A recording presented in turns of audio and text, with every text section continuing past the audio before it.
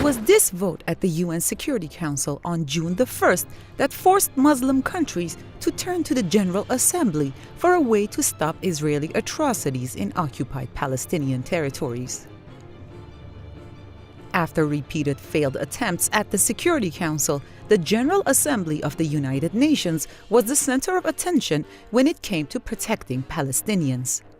We want our civilian population to be protected. Is that a crime to ask for? The emergency session was requested by Algeria, representing the Arab Union, and Turkey, the current president of the Organization of Islamic Cooperation. This is the right time for the General Assembly to restore the credibility of the UN by assuming its responsibility under the UN Charter. Israeli forces have killed nearly 130 Palestinians since the end of March. Thousands more have been wounded. Women, children, medics, and journalists, all included. The U.S., Israel's top ally, tried to put the blame on Palestinian resistance movement Hamas, calling the resolution biased. The U.S. ambassador to the UN accused certain countries of manipulating the situation in their own favor. The passage of this resolution won't change anything, but that it looks good for the people back home to think they're doing something. That is pure politics. The U.S. delegation also introduced an amendment to the resolution which condemned Hamas. That failed to gain a two-thirds majority needed for adoption. In the end, the resolution was adopted. The General Assembly voted overwhelmingly to condemn Israel's actions in occupied Palestinian territories.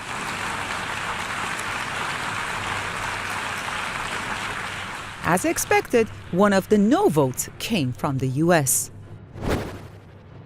This is so blatantly against any kind of justice, reality, fair play, so blatantly so, that it really is a scandal.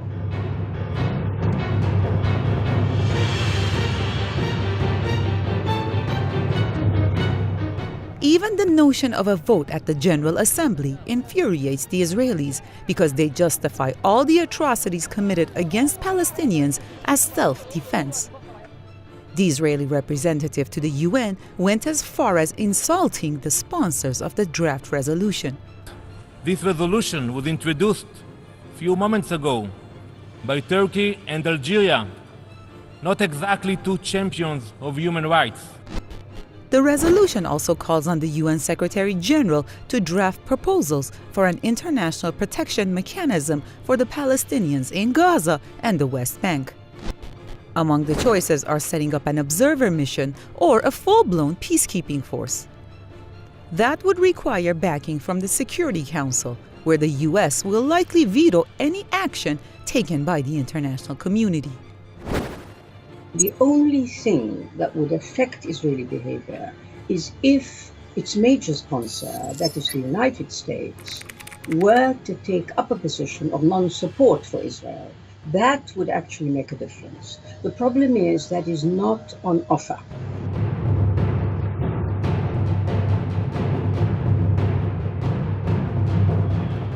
"120 countries voted to condemn Israel's crimes against the Palestinians.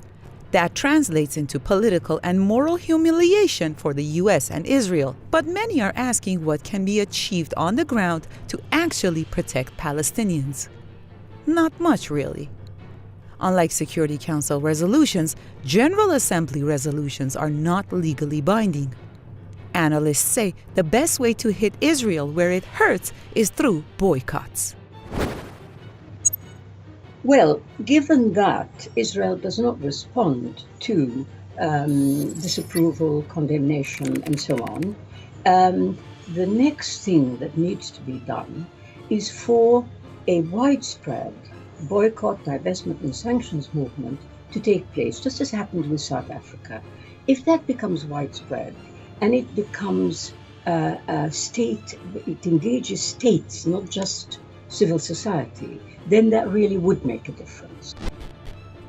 In December, the General Assembly passed a resolution condemning President Donald Trump's recognition of Jerusalem al-Quds as Israel's capital. 128 nations voted in favor of the resolution. The US and of course Israel paid no attention to the opinion of the world body. Instead, Nikki Haley threw a party for countries who voted against the resolution or abstained to thank them.